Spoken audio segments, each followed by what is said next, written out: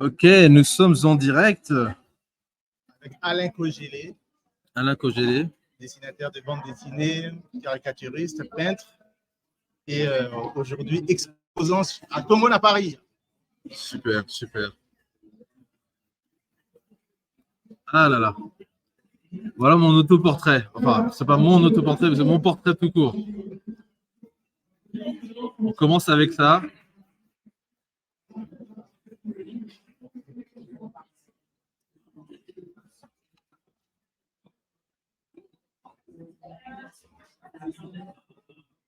Bon, allez. Après, juste pour que ça peut être dans le champ également. Parfait, parfait. Bienvenue à tous ceux qui nous regardent, bienvenue à tous ceux qui se connectent.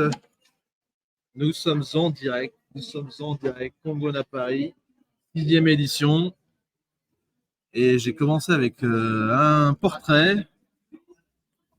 Je ne sais pas ce que ça va donner. C'est presque fini, maître. Oh, j'embellis. Voilà. Il y a déjà le trait de ton visage. Exact. Il manque juste la couleur. Bon, il faudra qu'on prenne rendez-vous parce qu'on ne va pas se salir à la radio.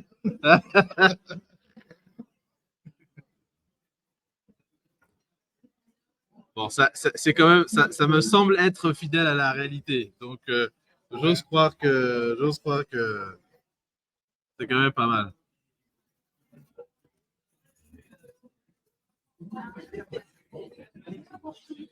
Et ça fait longtemps que tu dessines comme ça? Oui, depuis l'âge de 4 ans. Et c'est en fait, curieusement, c'est à l'âge de 8 ans que j'avais ramassé en allant à l'école. D'accord. Une page de bande dessinée de Tintin. De Tintin, d'accord. Okay. Après, je me souviens bien de cet album. C'était Piège de cristal. Piège de cristal. Non, Boule de cristal. Boule de cristal. Oui, oui. Voilà, donc c'est en regardant les dessins d'Hergé, ouais. Les dessinateurs, j'ai dit, tiens, ce monsieur, il dessine tellement bien. J'aimerais un jour en faire ça mon métier. D'accord. Alors, du coup, à l'âge de 8 ans, j'avais un peu stoppé sur le football. Donc, je m'étais plus consacré sur les études et les dessins. Et c'est à l'âge de 20 ans que je suis allé à l'Académie des Beaux-Arts de Kinshasa. D'accord. Je commençais à caricaturer, à apprendre le graphisme, la peinture et les caricatures. Et avec l'arrivée de la démocratie au Congo et l'arrivée de Laurent Désiré Kabila, j'avais commencé à faire des caricatures dans plusieurs journaux de Kinshasa. Donc, quand les politiciens s'est réveillés les matins, je les caricaturais. Ah, donc c'était toi qui faisais... Donc, Laurent Désiré Kabila, les caricatures. Et c'est en 2005 que l'une de mes caricatures a été primée ici à Paris. D'accord. Meilleure caricature de tout l'espace francophone. Mmh. Et c'est comme ça que je suis venu à Paris recevoir mon prix. C'était un prix qu'on donnait pour le journaliste de RFI, Jean-Hélène, qui a été tué en Côte d'Ivoire. D'accord. Et donc, j'ai eu mon prix. Et puis, là, je vis à Paris depuis 15 ans. Donc, je suis dessinateur de bandes dessinées, peintre, illustrateur de livres pour enfants, des livres politiques, des livres de sensibilisation sur la culture afro. Ok. J'ai beaucoup de livres sur l'Égypte antique et beaucoup de livres sur pour nos enfants, comment, comme moi dans ma jeunesse, pour parler français. Ouais. Parce que je suis lingalophone. Pour parler français, j'ai lisé beaucoup de BD en français. D'accord. Et arrivé à Paris, j'ai vu que nos enfants ne connaissaient pas les lingala. Ouais. Donc, il fallait faire la même chose. Leur rappeler leurs origines, d'où la langue. C'est très important, la langue. C'est en tombant sur un documentaire des immigrés chinois ici à Paris, comment leurs parents, même si leurs parents ont des magasins ici, mais ils ont quand même, après les cours, à 16 heures, des cours de mandarin pour leurs enfants et leur apprendre à aimer leur pays. Donc, d'où l'idée avec mon éditeur, Bienvenue Séné, qui est décédé il y a 2 ans, de créer un personnage pour enfants, Moutos. Moutos, oui. Et dans ces livres-là, les textes sont en français, lingala et congo. Okay. Et là aujourd'hui, on a ajouté le néerlandais. Le néerlandais et le flamand, puisqu'il y a beaucoup d'enfants congolais en Belgique. Oui, il y a une grosse communauté. Ouais, une forte communauté. On profite de saluer aussi la communauté congolaise en Belgique aussi, voilà. qui est très très présente. Ça commence à devenir quelque chose là, ce dessin-là. Wow. Voilà. Et donc, où est-ce qu'on peut trouver tes BD Ils sont faciles d'accès? Comment on les trouve? Voilà, les BD sont sur le site internet d'Amazon. D'accord. Et puis surtout chez mon éditeur, mabiki.net. Mabiki.net. Mabiki.net. D'accord. On peut trouver des dictionnaires en plusieurs langues.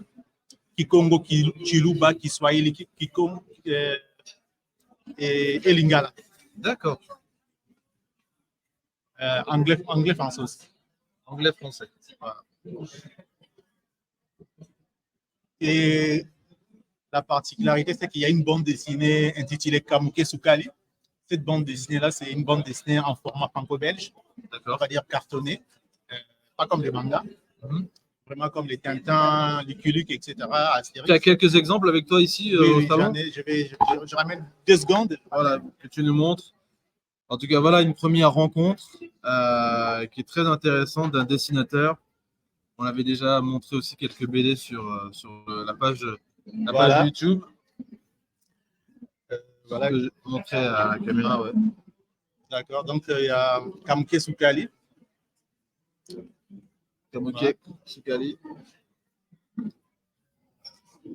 Et derrière, vous avez les quelques titres que j'ai cités précédemment.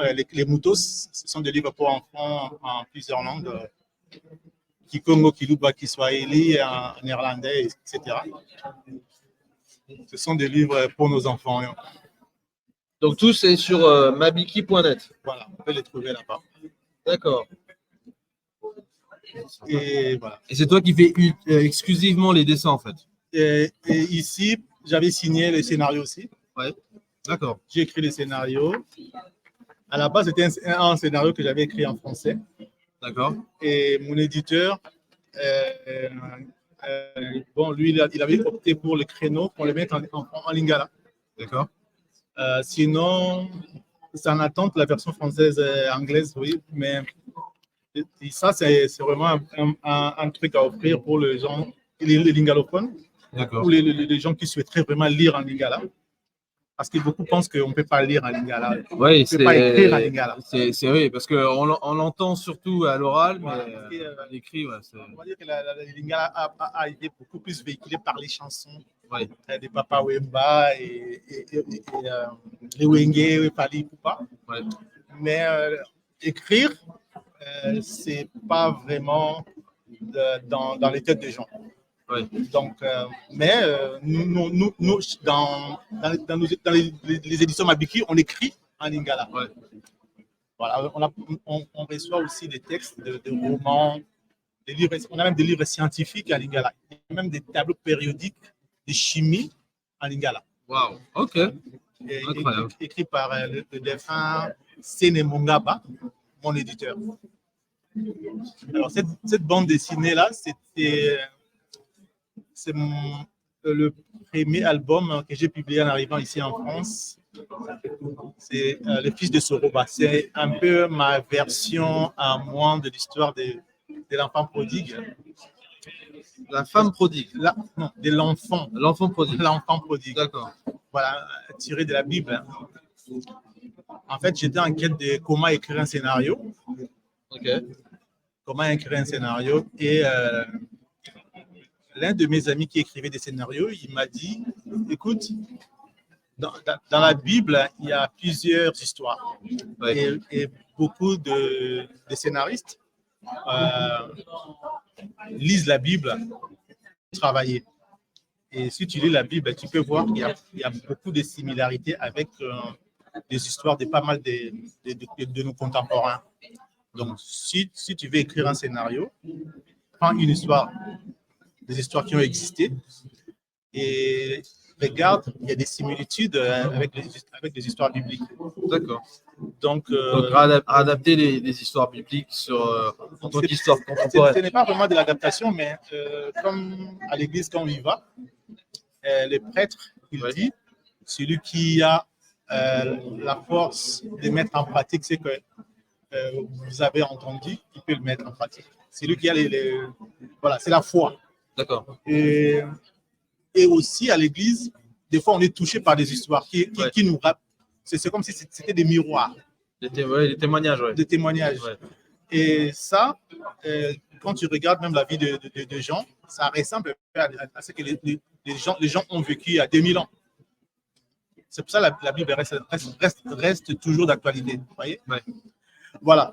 L'enfant prodigue, mais version quinoise. Donc, là-dedans, il y a les Wenge Musica. Ben, ils n'étaient pas dans la Bible. Hein. Il y a les Wenge Musica, il y a des policiers, il y a l'école, il y a des véhicules comme des véhicules Suzuki, il y a la bagarre. Voilà. C'est contextualisé, en fait. Ouais, c'est contextualisé. D'accord. Voilà. C'est révisité, mais. Bah, super. Ça plaît. Alors, est-ce que le portrait il est fini? J'ai vu que tu avais des fossettes. Des fossettes? D'accord.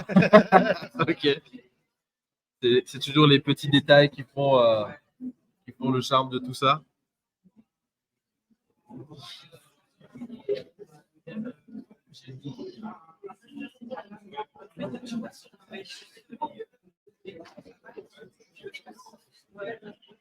Donc là, à Congo, à Paris, je ne sais pas si vous pouvez voir, mais j'ai ramené aussi des toiles.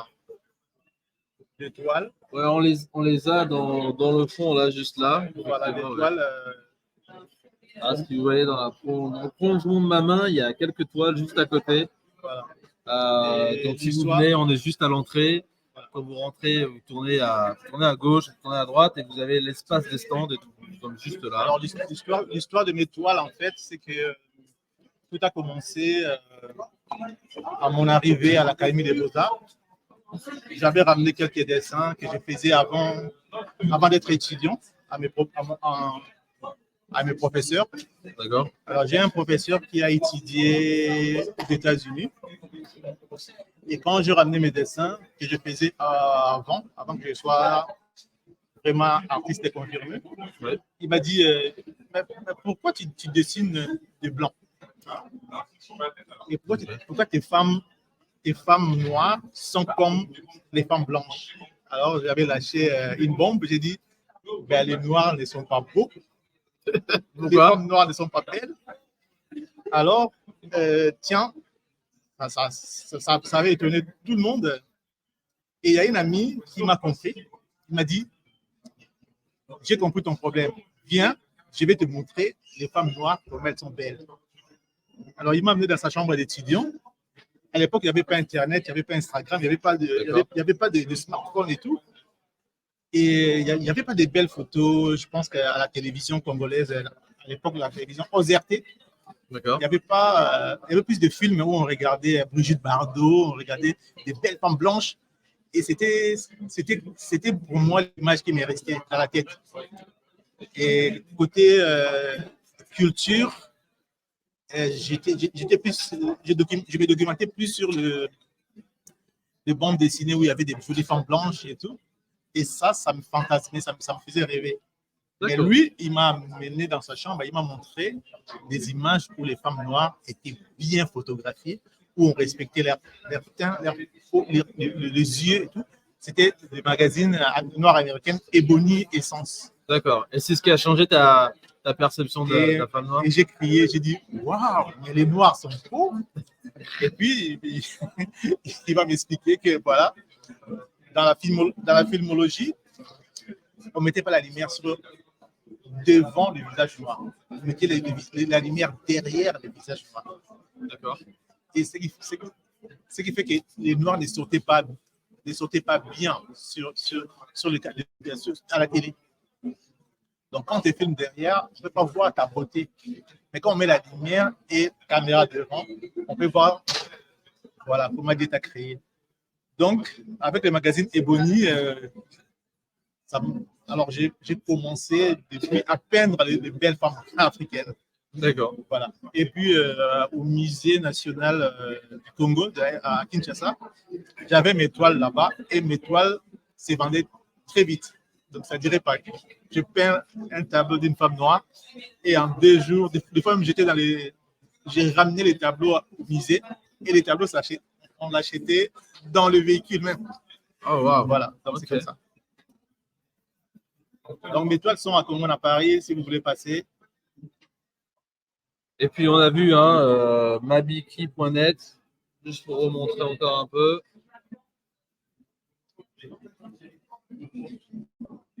Si on le voit bien ici. Voilà, mabiki.net.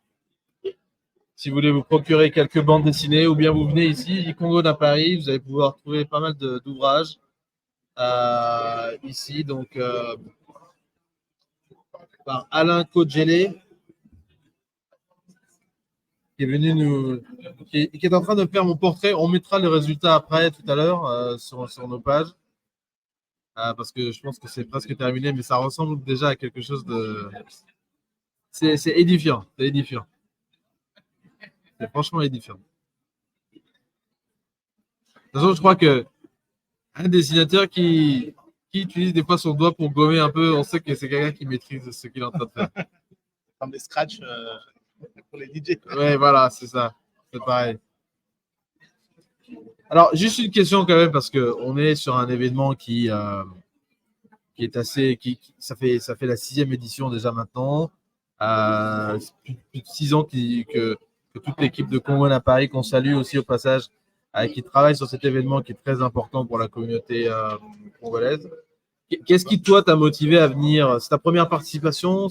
Donc, Congo à Paris, j'étais là à la genèse de Congo à Paris. D'accord. La première édition, j'étais là pour, comme je suis congolais et puis j'aime la culture congolaise. D'accord. J'ai été au début et je faisais même des portraits comme ça, gratuits pour les enfants, juste pour qu'ils aient une bonne image de cet événement-là, pour qu'on parle de cet événement, pour que cet événement-là devienne un événement mythique pour notre communauté, puisque ça n'existait pas avant. Ouais. Et j'allais en Belgique faire des événements, mais à Paris, il n'y en avait pas. Donc, j'étais là vraiment très motivé à faire connaître cet événement-là et à le faire aimer au public qui était là. Et j'étais à la 2e édition, à la 3e édition et à cette édition ici. Voilà. En tout cas, je suis un fidèle. Comme on a parlé. Super, super. Non, mais c'est important de soutenir. Mais est-ce qu'il y a quelque chose en particulier, chaque année que tu es venu, est-ce qu'il y a quelque chose qui t'a marqué, quelque chose que tu te dis, tiens, cette année, j'ai envie de voir un élément en particulier? Comment toi, tu regardes l'évolution de Congo à Paris, étant donné que tu es venu à la première édition et qu'on est à la 6e aujourd'hui? Comment tu vois un peu cette évolution? Bon, là, on est au début. Ce que j'aime, c'est plus cette communion. C'est comme une messe, ouais, où je vois les gens de ma communauté, ce qu'ils font, ouais, la créativité, les initiatives dans l'immobilier, ouais, parce qu'il faut qu'on ne pas nos terres aussi, dans la culture. J'ai parlé avec une dame que j'ai dessiné tout à l'heure et elle m'a dit qu'elle va créer son site de développement personnel. J'ai trouvé ça touchant. Et puis, je lui ai demandé, tiens, tu as fait quelles études? Elle m'a cité, voilà, c'est une sœur du pays qui a étudié ici. Et elle a fait des études de psychologie, d'économie. Elle a beaucoup fait des études, mais là, elle veut vraiment remplacer je ne dirais pas qu'on va les remplacer nos pasteurs, mais sans citer de Jésus ou de Dieu, mais ouais, vous développez ce qui est au fond de vous, pour les faire sortir, pour vous faire devenir meilleur avec ses conseils. En tout cas, ça, c'est ce qui m'a touché. Avant, il n'y avait pas ça. Ouais. Voilà, c'est l'élément nouveau dans ce Congo à Paris. C'est l'élément personnel. Effectivement, déjà l'événement en soi, je crois que c'est quand même assez innovant, assez original de retrouver la communauté. Et moi, j'apprécie particulièrement le fait qu'on ait aussi des membres de l'autre Congo qui viennent, puisque c'est plutôt récent quand même. Voilà, on dit que Kinshasa, Brazza et Zalim Bokamoko. On va dire Kinshasa et Brazza, c'est juste l'histoire des aventuriers, on va dire des aventuriers européens, Stanley et Brazza. Ouais, de Brazza, ouais. Voilà, et des Brazza, voilà. Mais entre nous, on a toujours été ensemble, vous voyez. Oui, bien sûr, c'est On a toujours été ensemble, c'est le même pays. Bon, je pense qu'un jour, on va construire un pont, comme ça on va traverser. Ah bah c'est dans les tuyaux normalement, l'histoire de pont avec autoroute, avec aussi des rails. Bon, c'est toujours des questions de financement, on imagine, mais je crois que c'était en discussion, il me semble, ce type de projet. Voilà. Ce type de projet d'intégration régionale, d'intégration avec l'autre Congo, je crois que c'est très important qu'on ait plus de proximité. Il faut plus construire on va dire des liens qui se séparés, vous voyez. Ouais. Les Africains doivent être ensemble, voilà. Et déjà, au début c'était vraiment Kinshasa, mais c'était une belle initiative d'associer les deux Congos. Et ça peut parler à nos dirigeants, quoi, vous voyez. Absolument. Voilà. Papa Wemba avait fait une chanson sur les deux Congos et j'avais beaucoup aimé cette chanson-là.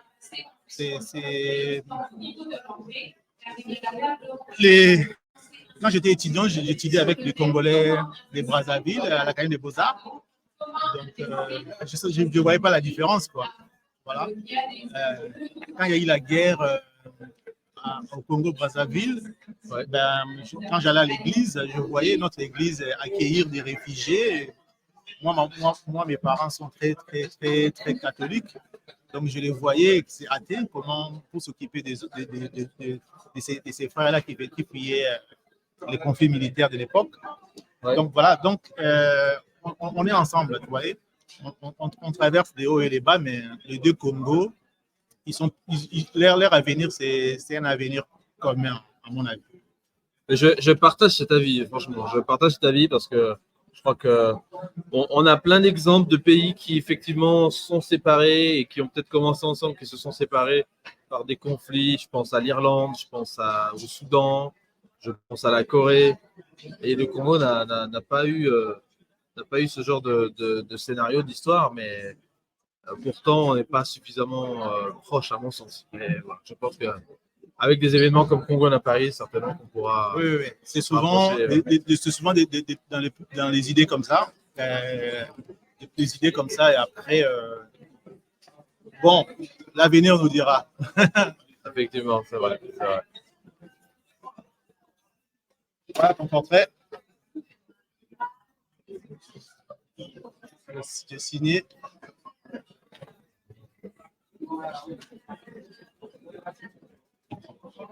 Wow.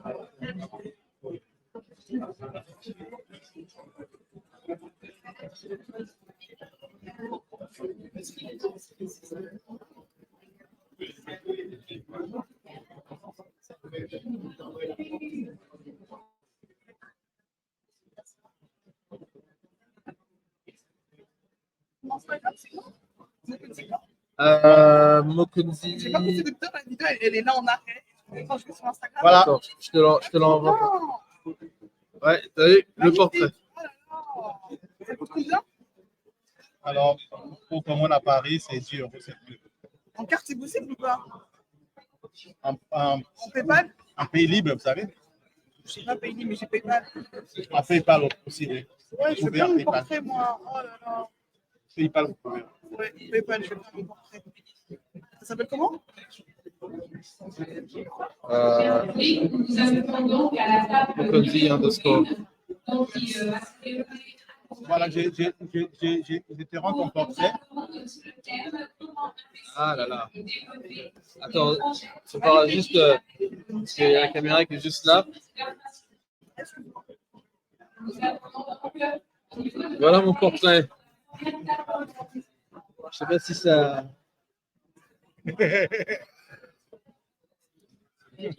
Super, super, super. Bon, qu'est-ce que j'ai mis? Bon, je te laisse. Bonne continuation. Mais attends, je te paye quand même, non? Ou bien tu me l'offres. Allez, merci beaucoup. Ça marche. Bon, voilà une première ouais, des livres. Oui, vas-y pour mon photo. Ouais.